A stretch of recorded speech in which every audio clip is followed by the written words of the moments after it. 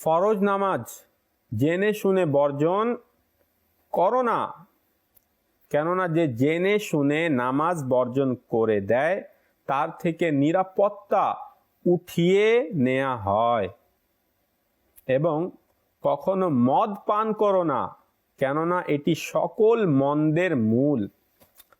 কেমন হাদিসে পাক, এটাতেই তো বুঝে আসা দরকার যে নিরাপত্তা উঠিয়ে দেয়া হয় যারা নামাজ কাজা করে। আর যাদের সাথে বিভিন্ন ধরনের বালা মুসিবত যাদের কাছে আসে, তারা কি বলে, আমাদের দ্বারা কি এমন গুনাহ হয়ে গেছে যে সব বিপদ আপদ আমাদের উপরেই আসছে। তো তাদের এটা চিন্তা করা দরকার যে নামাজ ছেড়ে দেয়া এটা কি কোনো গুনাহ না? এটা তো অনেক বড় গুনাহ, কবিরা গুনাহ এটাকে বলা হয়েছে, নামাজ ছেড়ে দেয়া। তো বিপদ আপদ আসবে না? প্রিয় নবী সাল্লাল্লাহু আলাইহি ওয়াসাল্লাম বলেছেন যে তার থেকে নিরাপত্তা উঠিয়ে নেওয়া হয়।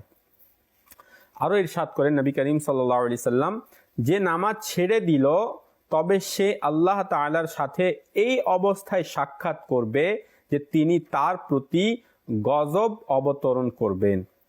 আরো একটি ইরশাদ হচ্ছে, যে নামাজ ছেড়ে দিল তবে সে তার পরিবার পরিজন এবং সম্পদে কমতি করলো।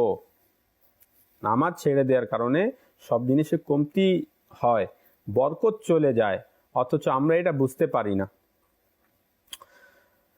প্রিয় নবী সাল্লাল্লাহু আলাইহি ওয়াসাল্লাম ইরশাদ করেন যে জেনে শুনে নামাজ ত্যাগ করলো তবে নিঃসন্দেহে আল্লাহ তাআলার দায়িত্ব তার থেকে দূরে সরে গেল। আল্লাহু আকবার।